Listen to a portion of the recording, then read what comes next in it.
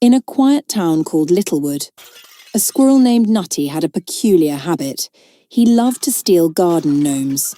It wasn't that he had anything against gnomes, they were just so brightly coloured and amusing to him.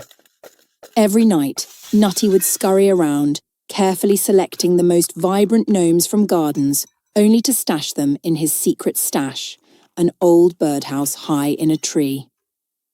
One morning, the townspeople awoke to find their gardens bereft of their gnomes. They were baffled. The mayor, Mr. Thompson, organised a town meeting to address the mysterious gnome theft. "We need to get to the bottom of this," he declared. "Maybe it's some sort of elaborate prank." Just then, little Timmy Jenkins raised his hand. "I saw a squirrel with a red hat in his mouth last night." The townspeople were intrigued.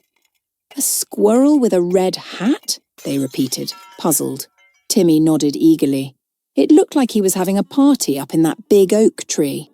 Armed with this new lead, the townspeople ventured to the oak tree, where they discovered Nutty's stash.